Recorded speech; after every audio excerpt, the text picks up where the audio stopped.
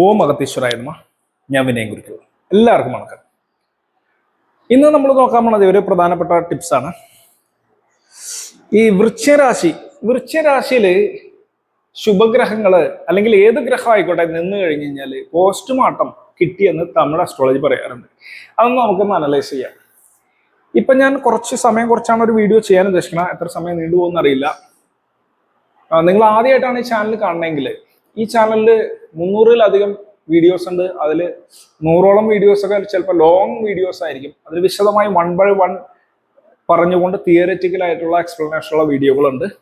കുറെ വീഡിയോസ് വരുന്നത് tip by tip ആയിട്ടായിരിക്കും. അപ്പോൾ കണ്ടിന്യൂറ്റി അറിയണമെങ്കിൽ തൊട്ട് മുന്നുള്ള പല വീഡിയോകളും കണ്ടാലാണ് ടിപ്സ് മനസ്സിലാവുള്ളൂ.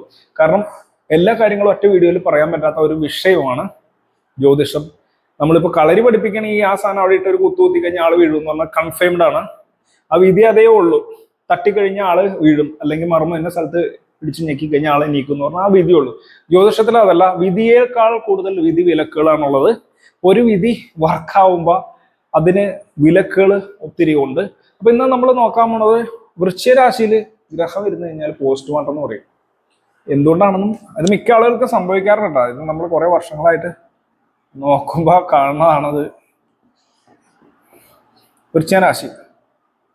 വൃശ്ചരാശിയുടെ പ്രത്യേകത എന്ന് പറഞ്ഞാൽ ഇത് കാലപുരുഷന്റെ 8ാം ഭാവമാണ്. 8ാം ഭാവം എന്ന് പറഞ്ഞാൽ പാപം വേഞ്ച പതനം നിരയം സ്ഥാനഭ്രംശഞ്ച വൈകല്യം എന്ന് പറയുന്ന ബേസിക് പ്രമാണം അനുസരിച്ചിട്ട് വൃശ്ചരാശി കുഴപ്പം പിടിച്ച സ്ഥലമാണ്. കാലപുരുഷന്റെ 8ാം ഭാവം കാലപുരുഷന്റെ ഹത്യാസ്ഥാനമാണ്, മരണസ്ഥാനമാണ്, അപമാനസ്ഥാനമാണ്, നാശസ്ഥാനമാണ്, അപകടസ്ഥാനമാണ്. ഇതൊക്കെയാണ് 8ാം ഭാവം. അപ്പോൾ കാലപുരുഷനായിരിക്കുന്ന ചൊവ്വയുടെ, അപ്പൊ നിങ്ങളാണെങ്കിൽ നിങ്ങളുടെ 8ാം ഭാവം നിങ്ങളുടെ മരണസ്ഥാനവും അപകടസ്ഥാനവും അപമാനസ്ഥാനവും മഹാരോഗത്തിന്റെ സ്ഥാനവും ഒരു സ്ഥലത്ത് നിന്ന് വേറെ സ്ഥലത്തേക്ക് ദൂരെ വിട്ട് ഒളിച്ചോടി പോകേണ്ട വരുന്ന സ്ഥാനം, മഹാദുര്യോഗങ്ങളുടെ സ്ഥാനമാണ്, മഹാദാരിദ്ര്യത്തിന്റെ വരെ സ്ഥാനമാണ് 8ാം ഭാവം.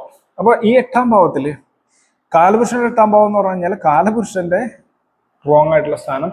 അപ്പൊ സമൂഹം ഈ വൃശ്ചരാശി എന്ന് പറയുന്ന രാശിയുടെ ആധിപത്യമുള്ള വിഷയങ്ങളെ റോങ് ആയിട്ട് കാണുള്ളൂ. അതുകൊണ്ട് വൃശ്ചരാശിയുടെ കാര്യങ്ങൾ നിങ്ങൾ സക്സസ് ആവണമെങ്കിൽ നിങ്ങൾ ഒളിച്ചു വെച്ച് ചെയ്യണമെന്ന് പറയാറുണ്ട്.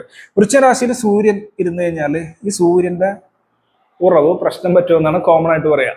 കാലപുരുഷന്റെ 8ലായതുകൊണ്ട് അച്ഛനെ കൊണ്ട് ഗുണം ഉണ്ടാവില്ല, ചന്ദ്രൻ എന്ന അമ്മയെ കൊണ്ട് ഗുണം ഉണ്ടാവില്ല, ചൊവ്വ ഇരുന്ന് കഴിഞ്ഞാൽ സഹോദരന്മാരെ കൊണ്ട് ഗുണം ഉണ്ടാവില്ല, ബുധന് ഇരുന്ന് കഴിഞ്ഞ് കഴിഞ്ഞാൽ സുഹൃത്തുക്കളെ കൊണ്ട് ഗുണം ഉണ്ടാവില്ല, വ്യാഴം ഇരുന്ന് കഴിഞ്ഞാല് ഗുരുക്കന്മാരെ കൊണ്ട് ഗുണം ഉണ്ടാവില്ല, എന്തിനാ അമ്പലത്തിൽ പോയാൽ പോലും ഗുണം കിട്ടൂല എന്ന് പറയും, ദേവീദേവന്മാരും കൊണ്ട് ഗുണം ഉണ്ടാവില്ല, ഇനി പുത്രനെ കൊണ്ട് ഗുണം ഉണ്ടാവില്ല എന്ന് പറയും.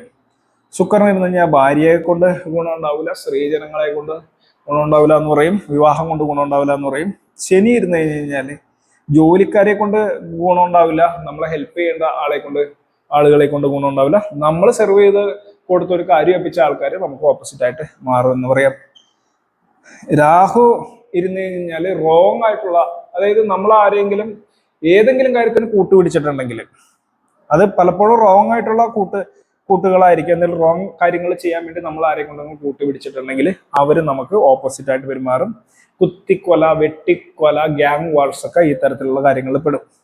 ഇനി കേതു ഇരുന്നിട്ടുണ്ടെങ്കിൽ നമ്മൾ ഏതെങ്കിലും സ്പിരിച്വൽ ആയിട്ടുള്ള സ്ഥലങ്ങളിൽ പോയിട്ട് സ്പിരിച്വൽ ആയിട്ടുള്ള ആത്മീയ നേതാക്കളും സ്പിരിച്വൽ ആയിട്ടുള്ള ഗുരുക്കന്മാരും നിങ്ങൾക്കിട്ട് പണി തരല്ലേ പറ്റിക്കുമെന്നാണ് പറയുന്നത്. ഇതൊക്കെ നിങ്ങളുടെ 8ാം ഭാവമായിട്ട് കണക്ട് ചെയ്ത് നോക്കിക്കഴിഞ്ഞാൽ ഇങ്ങനെയൊക്കെയുള്ള ബലം ഉണ്ടാവാനുള്ള സാധ്യതയുണ്ട്. 8ാം ഭാവത്തിന്റെ പ്രത്യേകത പെട്ടെന്നാണ്. ദിടീർ എന്നുള്ള വാക്കാണ് തമിഴ് ഉപയോഗിക്കണം. പെട്ടെന്നായിരിക്കും പണി കിട്ടുക, പെട്ടെന്നായിരിക്കും ഗുണം ഉണ്ടാവുക. അപ്പോ 8ാം ഭാവം കാലപുരുഷന്റെ 8ാം ഭാവമായിട്ടുള്ള ഈ കാലപുരുഷന്റെ 8ാം ഭാവമായിട്ടുള്ള വൃശ്ചരാശിയിലെ ഗ്രഹങ്ങൾ ഇരുന്ന് കഴിഞ്ഞാൽ ഇതൊക്കെയാണ് ഫലം എന്നാണ് പറയണത്. ഇത് എപ്പോഴും ഫലിക്കും എന്ന് വെച്ചാൽ ഇതെപ്പോഴും വന്നെന്നില്ല. കാരണം ഇവിടെ സൂര്യൻ ബലമില്ല, ചന്ദ്രന് ഒട്ടും ബലമില്ല. ഇതേപോലെ പല ഗ്രഹങ്ങൾക്കും ബലഹീനത്വം ഉണ്ടെങ്കിലും ഇവിടെ ലഗ്നാധിപനായിട്ടുള്ള ചൊവ്വയ്ക്ക് ഏതെങ്കിലും തരത്തിൽ 8ാം ഭാവമായിട്ട് ഇൻഡയറക്റ്റ് കണക്ഷൻ വരികയാണെങ്കിൽ, അത് പോസിറ്റീവ് കണക്ഷൻ ആണെങ്കിൽ ഈ കുഴപ്പം സംഭവിക്കില്ല. നെഗറ്റീവ് കണക്ഷൻ ആണെങ്കിൽ ഈ സംഭവം സംഭവിക്കും. ട്രയാങ്കിൾ കണക്ഷൻ എന്ന് പറയും. Triangle connection. അതെന്താണെന്ന് ഞാൻ മുന്നത്തെ വീഡിയോകളിലൊക്കെ പല വീഡിയോകളിൽ പറഞ്ഞുകൊണ്ട് ഇതിൽ വീണ്ടും ഉച്ചരിച്ച് അങ്ങോട്ട് പോകുന്നില്ല. അപ്പൊ വൃശ്ചികരാശിയിൽ ഏതെങ്കിലും ഗ്രഹം നിങ്ങളുടെ ഇരിക്കുന്നുണ്ടോ, ഗവനമായിട്ടിരിക്കുക ആ ഉറവുകളെ കൊണ്ട്. സൂര്യനിൽ നിന്നുള്ള അച്ഛൻ, അതൊക്കെ നിങ്ങൾക്ക് അറിയാം. പ്രാതാശാത്മ പ്രഭാവോ ദ്വിമണി മനോമാതരോ ശീതരശ്മിർ പ്രാതാ സത്വഞ്ച ഭൗമ ക്ഷിദ്ര വിഭജനം ജ്ഞാനം ഹിന്ദുസ്ഥാനുജ എന്ന് പറയുന്ന പ്രമാണം ഓർത്തു വെക്കുക. ഇത് തമിഴ് അസ്ട്രോളജി പഠിക്കുമ്പോൾ ഇതൊന്നും ഓർത്തു വെക്കേണ്ട കാര്യമില്ല. നമ്മൾ നോക്കുമ്പോൾ തന്നെ സൂര്യൻ ഇരിക്കാനുള്ള അച്ഛന് എന്തെങ്കിലും പ്രശ്നം വരൂ, വന്നിട്ടുണ്ടാവും, അല്ലെങ്കിൽ അച്ഛനെ കൊണ്ട് ഗുണം ഉണ്ടായിട്ടുണ്ടോ, ഗുണം ഉണ്ടാവില്ല എന്നൊക്കെ നിങ്ങൾക്ക് ചിന്തിക്കാനായിട്ട് സാധിക്കും. അപ്പൊ ഈ തരത്തിൽ നിങ്ങൾ ചിന്തിച്ചു നോക്കുക. 8ാം ഭാവം, കാലപുരുഷൻ 8ാം ഭാവമായിട്ടുള്ള വൃശ്ചികരാശിയിലിരിക്കുന്ന ഗ്രഹം പോസ്റ്റ്മോർട്ടം ചെയ്യപ്പെട്ടു എന്ന് തമിഴ് അസ്ട്രോളജേഴ്സ് പറയുന്നതിന്റെ കാരണം ഇതാണ്. ഇത് ഒറ്റ കാര്യം കൊണ്ട്, ഈ ഒരു വിധി കൊണ്ട് മാത്രം ഈ ഫലം പറയാൻ പറ്റില്ല. പല വിധികള് കണക്ട് ചെയ്തിട്ട് നോക്കണം. ട്രയാങ്കിൾ കണക്ഷൻ ഉണ്ടോ എന്ന് നോക്കണം, സ്ക്വയർ കണക്ഷൻ ഉണ്ടോ എന്നൊക്കെ നോക്കേണ്ട ആവശ്യം വരും. ഈ കണക്ഷനൊക്കെ പറ്റി ഞാൻ മുന്നത്തെ വീഡിയോയിലൊക്കെ പറഞ്ഞിട്ടുണ്ട്.